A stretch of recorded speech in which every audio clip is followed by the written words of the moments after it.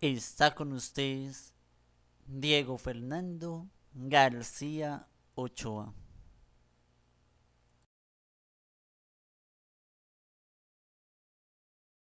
Amigos y amigas, compañeros y compañeras de la misionología, pero también profesores de la Universidad Católica del Norte. Un saludo especial a todos los de las obras misioneras pontificias. Nos piden hacer una charla amena.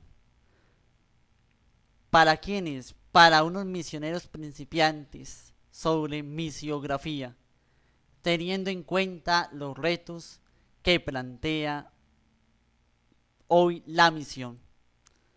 Quisiera hablar de esto, pero antes de todo me voy a unir con la Madre del Cielo, ella que es la estrella de la evangelización. Dios te salve María, llena eres de gracias, el Señor es contigo. Bendita tú entre todas las mujeres, y bendito es el fruto de tu vientre Jesús. Santa María, Madre de Dios, ruega por nosotros pecadores, ahora y en la hora de nuestra muerte. Amén. Ahora bien, hablemos de este tema, conceptos básicos de la misiografía y los retos de la misión hoy. He titulado esta charla, como ya dije, conceptos básicos de la misiografía y los retos de la misión hoy. El concepto de misiografía, la naturaleza de la misiografía. Hablemos que se complementa toda la misiología, pero antes de ello me gustaría dar los dos temas generales. Primero que todo están los conceptos básicos de la misiografía y el segundo, los retos de la misión hoy. Por el tema de la misiografía está la naturaleza de la misiografía, es decir, que está completa la misión. El concepto, etimológicamente, la palabra misiografía significa la descripción de la misión.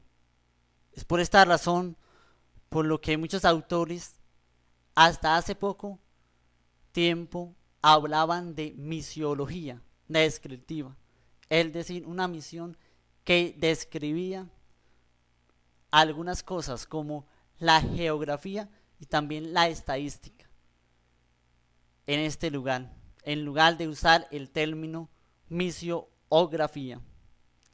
La misiografía es una rama de la misiología que conecta la historia con la misión y que se escribe mediante la geografía y la estadística. La situación actual de la acción misionera eclesial en cuanto a la coordinación y la cooperación y detecta las tendencias mundiales y regionales emergentes de la misión. Estos son los hechos que se estudian en la parte de la misión eclesial. Dentro de estos grandes componentes, por decirlo de alguna manera. El método de la misiografía está la geografía y la estadística al servicio de la parte eclesial o al servicio de la iglesia. Precisamente Juan Pablo II nos da un ejemplo de cómo se maneja la estadística de la misión. Están los presupuestos, los principios de la misiografía. Estos son dos presupuestos. Primero está el análisis de la realidad. Segundo, el criterio teológico y valorativo. Análisis de la realidad, aspectos positivos y negativos. Precisamente el misionero tiene en cuenta las virtudes teologales y sigue el método que se ha usado mucho, es decir, ver, juzgar y actuar. Hay dos cosas interesantes acá. Pues hay que tener en cuenta frente a esta realidad misionera, leer la perspectiva profética de los hechos actuales de un mundo y buscar el auténtico apostolado de actualidad, es decir, el espíritu misionero, que puede evangelizar esta realidad misionera. El criterio teológico valorativo, que es el segundo, es decir, que la misión es una realidad unitaria, pero además es compleja. Siempre hay que tener en cuenta los valores del Evangelio. Esto es algo muy lógico. ¿Por qué? Porque el Evangelio es el centro donde se va a dar a conocer lo que es la misión. Por lo tanto, si se habla de la profundidad de lo que es el Evangelio, lógicamente se tiene como esa plataforma verdadera del centro que es Cristo.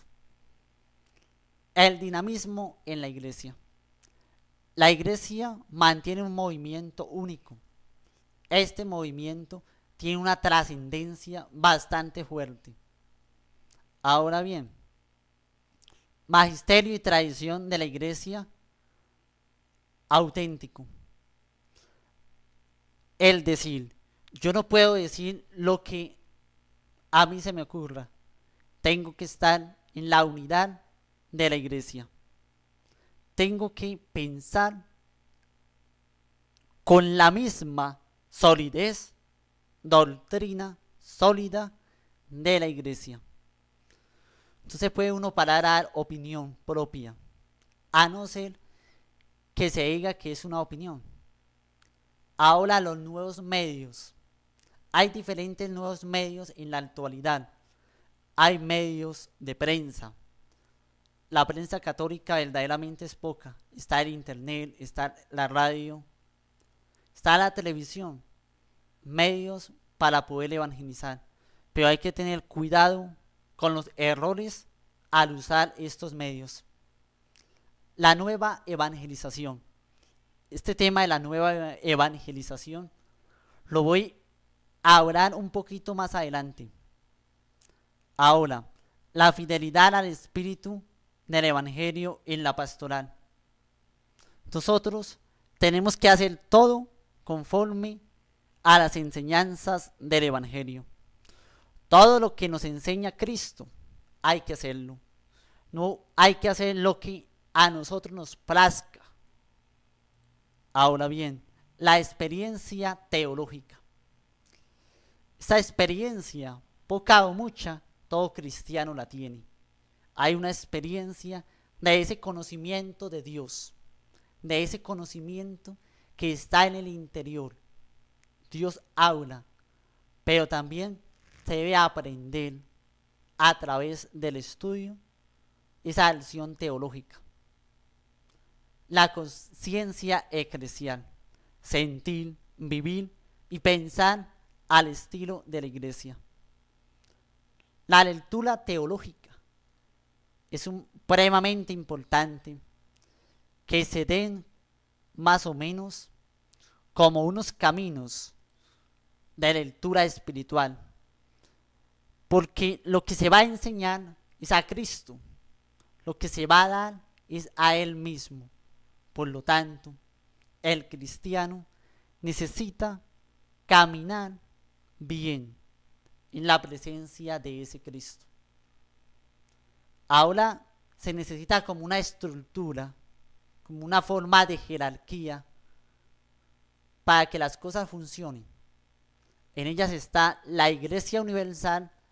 En el segundo plano encontramos la iglesia local. En el tercer plano vamos a ver la iglesia particular. En el primer plano, la iglesia universal está dirigiendo el romano pontífice. Luego sigue el colegio episcopal. Más abajo, la congregación para la evangelización de los pueblos. Están los nuncios, los prefectos, vicarios apostólicos y las obras misionales pontificias. Luego continuaría la iglesia local. En ella encontramos la conferencia episcopal, la Federación de Conferencias Episcopales, las provincias eclesiales, la Confederación de Religiosos, la elección nacional, las obras misioneras pontificias, el Centro Nacional Misionero. En otro peldaño, la iglesia particular. Está dirigida por el obispo. Hay un delegado de pastoral misionera. Hay un director diocesano de las obras misioneras pontificias. Hay un centro diocesano misionero. Hay centros parroquiales misioneros. El segundo gran tema que se planteaba o que yo colocaba en esta charla amena eran los retos y los desafíos de la misión hoy. En los retos y desafíos de la misión hoy encontramos. Pensemos algo antes de enumerar algunos. ¿Qué es un desafío? Es una realidad difícil de afrontar, que hay que afrontar con valentía. Entonces, ¿cuáles son las dificultades que deben afrontar actualmente el misionero o misionera? Estamos hablando de todos los misioneros, sea que vengan de afuera, sean locales, ya sean obispos, ya sean religiosos, ya sean religiosas o de pronto laicos. En la actualidad también hay familias misioneras. Estas piezas se mueven a la loca, como está la televisión, como está el radio, como está el celular, como está el internet, como están los medios de transporte, los documentos que consultar. Y como si fuera poco, todas esas noticias malas que vemos a diario o que escuchamos o que leemos. Ahora hay que ver más cosas. Ayudar a madurar la vida cristiana de los fieles. El misionero cuando va tiene que hacer eso el propósito de su vida. Ayudar a madurar la vida del cristiano. Es decir, que fundamente más su vida, que aprenda más sobre la espiritualidad, sobre la evolución por Cristo y también por el Evangelio. La evangelización entre los indios. Este campo es uno de los campos más hermosos porque es llevar esa evangelización al que no sabe, al que no conoce la persona de Jesús. La iglesia en China, la iglesia en Japón y la iglesia en Corea es otro campo, pero va creciendo esas iglesias particulares en esos sitios. Ahora bien, hablemos de un tema interesante, aún más todavía. Comunidades cristianas en África y en Asia. Son comunidades fuertes en doctrina y en acción católica. Están los territorios misionales en Colombia, promovidos por las iglesias particulares.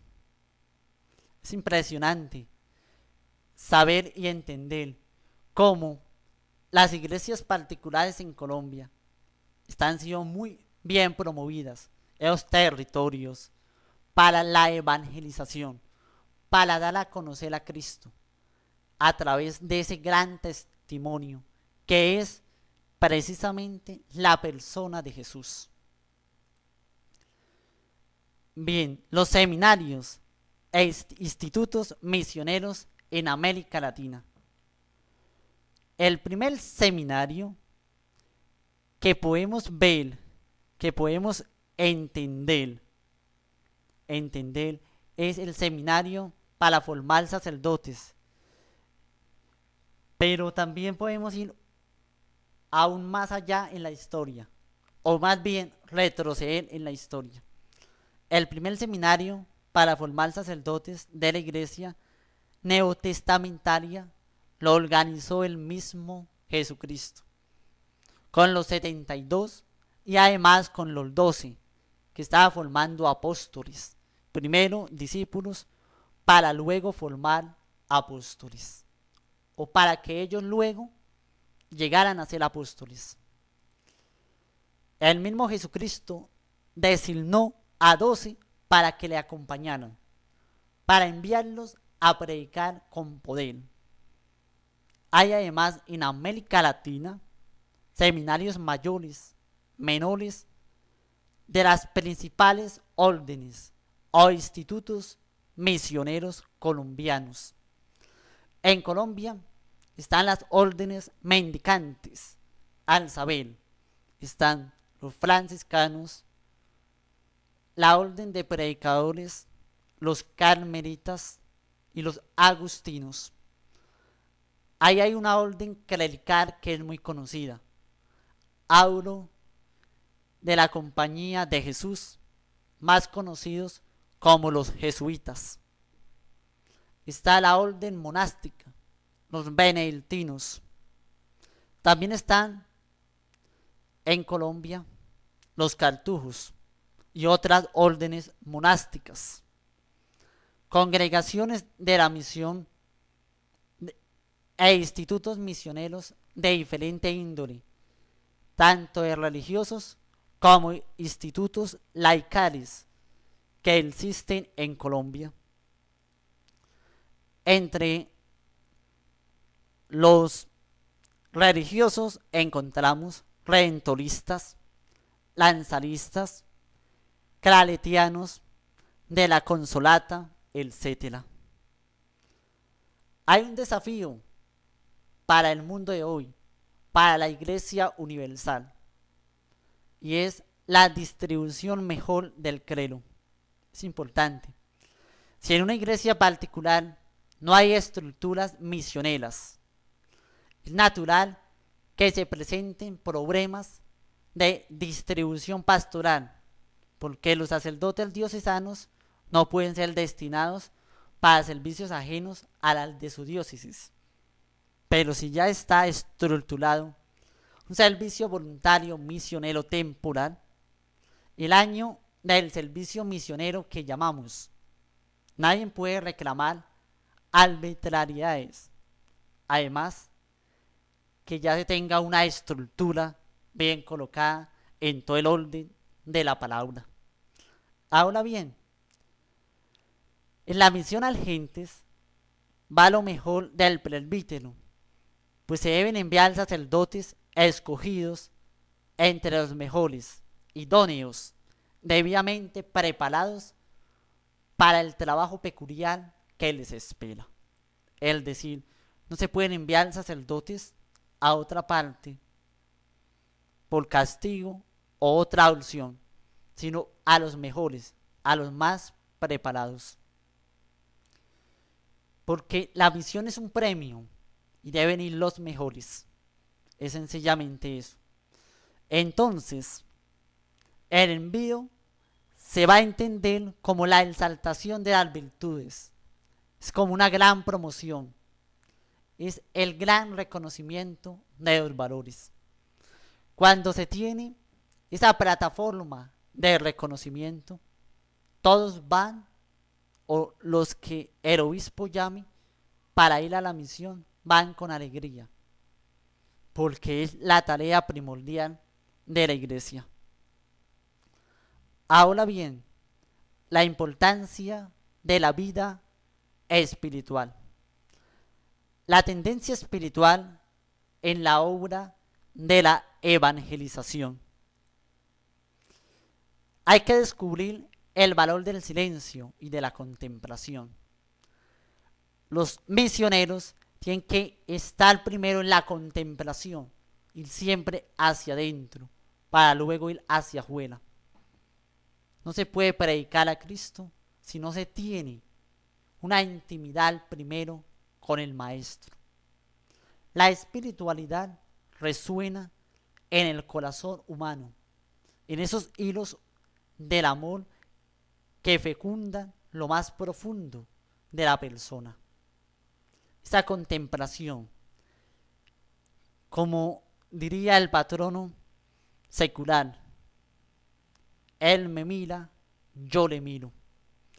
Esa profundidad del amor, esa contemplación que llega hacia la ternura por excelencia, hacia la plataforma donde no hay más plataformas, una verdadera relación de amistad, de sinceridad, de fortaleza.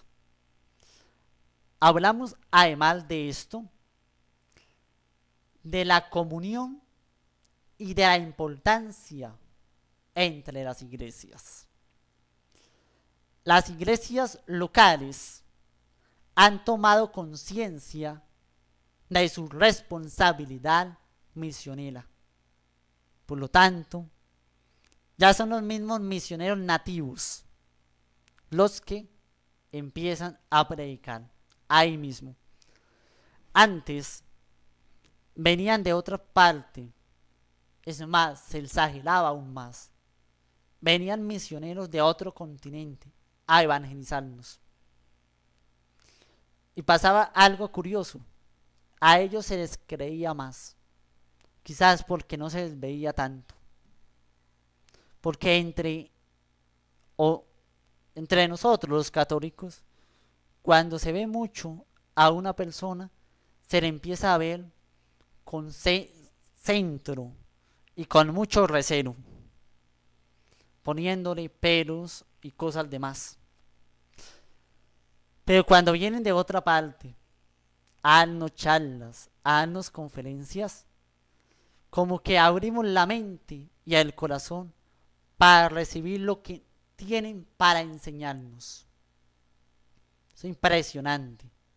Pero hay que entender que la misión no es solo la ayuda de una iglesia rica a una iglesia pobre, sino es un don para cada iglesia. Cuando hablo de iglesia rica, estoy hablando de cualidades de riqueza. Los obispos han pensado: en toda parte hay riquezas, pero hay pobrezas. Riqueza de humanidad, pobreza de humanidad. Riqueza de cualidades, pero también defectos.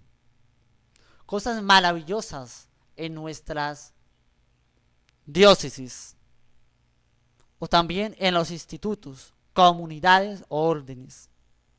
Cosas que nos avergonzamos también. Pero también no olvidar esa comunión íntima entre las iglesias particulares, ese apoyarnos mutuamente, el dar conferencia a otro sacerdote para abrir la mente a otros espacios de evangelización. A veces también nos cerramos mucho a nuestras propias ideas, a nuestros propios complejos, a nuestras propias incapacidades. No abrimos el corazón a lo grande. A veces en la evangelización pasa que si yo reúno a mucha gente a pedirles económicamente para que ayuden a la evangelización, la gente no lo hace. Pero si se pide para ayudar a los ancianos, a los pobres, a los más necesitados, la gente da con generosidad. Esta forma de evangelización con hechos concretos, con ayuda constante y evidente, por decirlo de alguna manera, hace que la gente ayude. Pero si pido quizás para hacer evangelización, para llevar el mensaje de Cristo, la pregunta es evidente: bueno, ¿a qué pobre va a ayudar? ¿Qué es lo que va a hacer?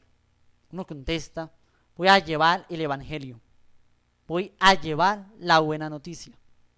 La gente dice: no, para eso no ayudo. Tanto es así que en las obras misioneras pontificias, el Papa, en su infinita sabiduría que viene de Dios, toma un día para recoger ofrenda para las misiones. Hay necesidades de la misión, pero hay dos caminos: ofrenda y oración. Y hay uno que se añade, pero porque es añadido no deja de ser menos, que es el ayuno y el sacrificio por las misiones. Esto es algo muy antiguo en la iglesia: ayunar y orar por otros. Precisamente San Pablo nos enseña esto. Él oraba y pedía a Dios por los otros que estaban en misión. Es más, por las otras iglesias. Y él oraba. Y en este campo, dícese de iglesia, una iglesia particular, no otra religión. Iglesia. Hablo de iglesias particulares, las que estaba formando San Pablo en ese entonces. La comunión eclesial es esa unidad. Y la unidad lógicamente se da en que en todas partes se está leyendo el mismo evangelio.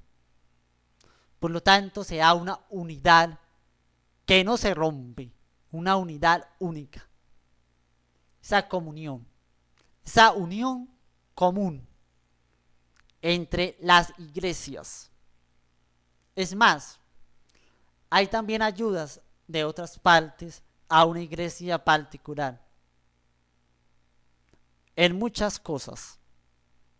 Por eso, este grupo que va a salir a hacer misión tiene que tener en la mente precisamente la comunión de la iglesia.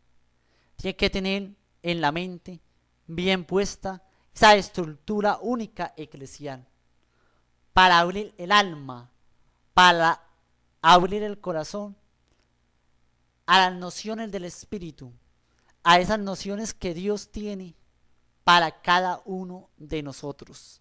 Esa gracia santificante que se da a través de la comunión, a través de la fraternidad, a través de ese encuentro entre hermanos. Por eso para algunos, al hablar de comunión, se habla de espiritualidad, porque es el trino de la persona. Y cuando hablo del trino de la persona, me refiero a la unidad entre cuerpo, alma y espíritu. Es decir, es la totalidad del ser humano el que se une a toda la iglesia. Y desde ahí empieza a hacer misión. Todo bautizado es misionero por naturaleza, porque desde el bautismo estamos llamados a evangelizar a los otros. La inculturación. La inculturación. Estas situaciones han obligado a la iglesia a proseguir en su obra evangelizadora, a encargarse en las culturas locales, reconciliación de unos con otros. En este mundo globalizado hay fuerzas sociales, económicas y políticas que han facilitado la creación de nuevas relaciones entre diversos grupos humanos. Pero hay otras fuerzas que han roto los lazos de amor y solidaridad en el seno de la familia humana. Aunque hay mucha gente, porque ha salido o que han salido de la pobreza mejor, la branda entre ricos y pobres ha aumentado, tanto dentro de los países como en el plano internacional. El sumo pontífice nos habla de una manera sorprendente sobre los pobres, sobre esta tragedia de la humanidad, desde la perspectiva de aquellos que viven en los márgenes, en esa pobreza absoluta. La globalización aparece como una poderosa fuerza que destruye y que explota a los débiles, a los que la sociedad no les da oportunidad ni de trabajo, ni tampoco tienen la vivienda, pero tampoco oportunidad de estudio, es decir, de salir adelante. Bien, estos motivos de exclusión pueden ser de religión, de raza, de casta, pero también hasta de género. La misión como servicio a los pobres. El caso típico es la iglesia romana, nacida entre esclavos, porque el Papa San Calixto era un esclavo, convertido a la novedad, dice el padre Dean. Está en el conocimiento más vivo y en general de la sensibilidad de la ayuda a ese problema, al problema de la pobreza, que ha llevado a la iglesia a renovar, a sentir el empeño con los más pobres, con los más necesitados. El pobre es el que está en apertura a Dios. El pobre es el que abre todo el espacio para encontrarse con el Divino Maestro. Ahora podemos entender el diálogo interreligioso. Según San Juan Pablo II, el diálogo interreligioso forma parte de la misión evangelizadora de la Iglesia y afirma: todos los fieles y las comunidades cristianas están llamadas a practicar el diálogo, aunque no al mismo nivel ni de la misma forma, pudiendo, mis amigos, el diálogo asumir múltiples formas y expresiones. La debilidad de los medios. Sabemos que el catolicismo está muy débil en los medios. Háblese de los medios de prensa, de la televisión, del internet o cualquier medio. Hay más libros de otra cosa en el mercado y que todos leen. Aunque hay muchos libros religiosos, ahora la gente no adquiere material religioso católico, sino de nueva era o otras cosas. Es decir, que el nicho de mercado para el catolicismo es muy pequeño. Lo llamo nicho porque es un campo pequeño para el mercado. Es decir, en la venta de libros, claro está. Pero la fe no hace parte ni del nicho, ni tampoco de la economía. Ahora bien, la experiencia debe ser conceptualizada. Cada experiencia que a ti te pase como misionero tiene que ser escrita. Es importante, doy este consejo, llevar un diario de la misión para que todos vayan copiando los acontecimientos, lo que te está pasando como misionero. Creo que más adelante para algunos les puede servir mucho. Las ideologías nuevas que abren un horizonte positivo hay que escrutar un camino para renovar la reflexión en la misión, para un relanzamiento del misionero, volverse a lanzar el misionero, aunque ya tenga experiencia en el campo de la misión. No tienes que olvidar estos momentos preciosos de lanzarse a la misión para cuando ya se tenga experiencia y con la misma energía, siempre a la misión. La ideología secularizada es uno de los más grandes retos que existen. Esta ideología aparece en los 70. La idea de la libertad adquiere un valor casi supremo, dejando a todo lo que es la autoridad religiosa. Las ideologías miran solo el proceso terreno. La ideología de libertad del protestantismo. El protestantismo tiene también su eco acá. ¿Por qué? Porque se quiere imponer en la misiología católica esa influencia liberal protestante, en la cual el fiel exponente Juan Cristian, para Olkedin, el hombre de hoy, el cuarto hombre, nos dice Juan Cristian Olkedin, como lo llama, es el hombre secularizado, post-eclesial, es decir, después de la iglesia, que encarna en sí mismo la paz, es decir, el Shalom, que es el reino de Dios. En esta ideología prevalece la otra praxis, sana práctica, sobre la ortodoxia, la sana doctrina. Se predica Mission Dei o la misión de Dios, mediante la cual Dios libremente salva al quien quiere y lógicamente como quiere,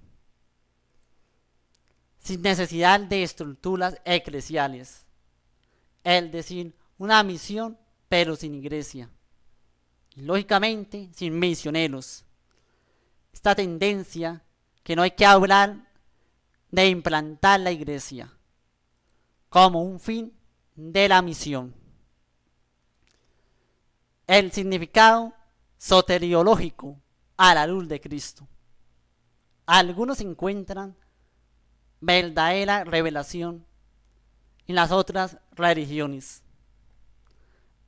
Hay en esta ideología una tendencia a volver a la economía del Antiguo Testamento, olvidando que ella es una preparación para la llegada de Cristo. Cuando hablo de economía, no estoy hablando de tasas de valores, de cómo se mueve las finanzas a nivel del orden económico, sino economía que viene de orden, es decir, del orden que nos mostraba el Antiguo Testamento. Pero recordemos que ya llegó Jesucristo, por lo tanto, el Divino Maestro nos da la revelación total, porque Él mismo, la persona de Jesús, es la revelación total. Después de Él no hay más revelaciones. El significado del derecho de la evangelización. Esta ideología afirma que el hombre es libre, que la evangelización es un atropello a esa libertad. La iglesia respeta y defiende esa libertad. Hay que responderles, la iglesia respeta y defiende esa libertad. Precisamente por ello tiene el derecho y el deber de anunciar el evangelio, la conversión para la salvación de todos. El significado soteriológico a la luz de la iglesia. Esta tendencia emergente social quiere negar la necesidad de la iglesia. Es decir, nosotros debemos afirmar que la iglesia salva en Cristo. La iglesia se convierte lógicamente en el sacramento universal de salvación. gracias a Cristo, que está unido a ella y presente en ella. Ahora bien, la religiosidad popular entre fe y la cultura. La religiosidad popular es una expresión privilegiada de la inculturación de la fe. En las expresiones culturales religiosas de los campesinos se reconoce gran parte del patrimonio cristiano del continente, una fe arraigada de los valores del reino de Dios. Ahora bien, las comunidades eclesiales de base, que son estrategia emergente en la misión eclesial. Seguramente, la nueva metodología misionera va siguiendo esta línea: familia misionera, iglesia doméstica, comunidad eclesial de base, parroquias misioneras, iglesia particular. La nueva evangelización. Hoy en día se habla de la nueva evangelización. Configura uno de los horizontes o actividades de la acción misionera eclesial. La animación misionera en la pastoral ordinaria. El hecho, mis amigos, de que ya nuestros obispos acerten que cada iglesia particular introduzca la pastoral ordinaria, la animación misionera, apoyando un centro misionero diocesano, sostenido por un equipo misionero. Las grandes ciudades, lugares privilegiados de la misión. Lógicamente, en algunas ciudades de Colombia, precisamente, hay más gente en los grupos de pastoral y la gente acude más a la Eucaristía por diferentes motivos. Algunos apuntan a que la gente de los pueblos se ha ido para las grandes ciudades. Laicos protagonistas de la misión. Los laicos, junto con los sacerdotes y los religiosos, tienen la responsabilidad de la misión. Los laicos son catequistas, agentes especializados, testigos directos, pero también hombres evangelizadores. La misión en la iglesia particular. Cada iglesia particular tiene una misión y es importante que se haga. Reconciliación con la creación. El ciudadano del medio ambiente. Esto afecta la calidad de nuestra relación con Dios y con los demás seres humanos. Es más, con la misma creación. Afecta el centro de nuestra fe en Dios y nuestro amor a Él, de quien procedemos y hacia el que caminamos. Ahora hablemos nuevamente de la nueva evangelización. Recuerdan que al principio de esta charla les decía que más adelante iba a hablar de la nueva evangelización. La nueva evangelización incluye pues un dinamismo de futuro, una proyección, una tendencia emergente, tal vez la más imperiosa del momento misionero, porque la invitación que el Concilio Vaticano II ha dirigido a las iglesias particulares conserva todo su valor, el más exigente, el que exige hoy una acogida más generalizada y más decidida. La iglesia tiene que dar hoy un gran paso adelante en su evangelización. Debe entrarse en una etapa histórica de su dinamismo misionero, comprometerse en la única y común misión, es decir, de anunciar el Evangelio. Ahí está perfectamente comprendidos la visión misiográfica, el criterio misionero valorativo y el camino inmediato a seguir. Hasta hace poco, es decir, hace como unos 10 años, en las universidades misioneras no se hablaba de nueva evangelización. Hoy en día el tema es obligado. Mañana será el lugar teológico, el tema nuclear de la misiología y de la misión. Ahora bien, llegamos a un punto importante. Yo lo he llamado nuestra respuesta apostólica. Como siervos de la misión de Cristo, estamos invitados a trabajar con Él en el restablecimiento de nuestra relación con Dios, con los demás y con la creación.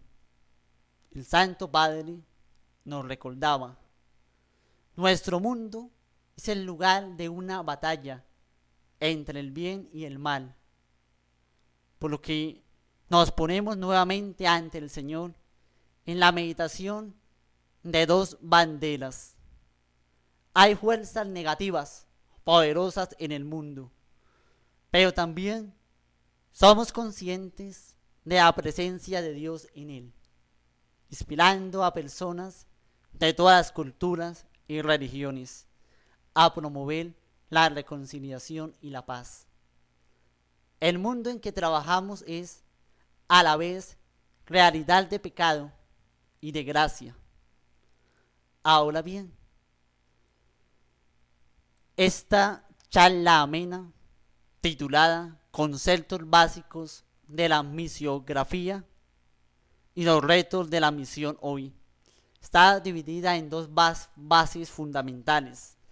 La primera es conceptos básicos de la misiografía y la segunda son los desafíos de la misión hoy.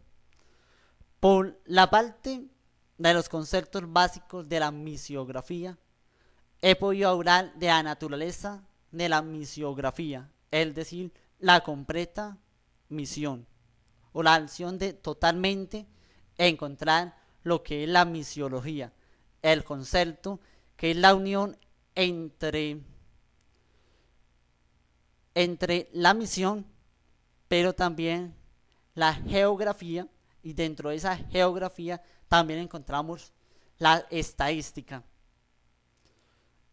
Hay dos presupuestos principales en la misiografía, es decir, el análisis de la realidad y el segundo, el criterio teológico valorativo. Ahora bien, está la Iglesia Universal, que está dirigida por el Romano Pontífice. Por otra parte, la Iglesia local, que es la Conferencia Episcopal. Y finalmente, la Iglesia particular, que es dirigida por el Obispo. Hablamos también de distribuir mejor el clero. Este serían los retos y los desafíos de la misión hoy. Distribuir mejor el clero, que sería la segunda parte de nuestra charla. La inculturación, la reconciliación de unos con otros. La misión como servicio a los pobres, el diálogo interreligioso, las ideologías secularizadas, la ideología de la libertad del protestantismo.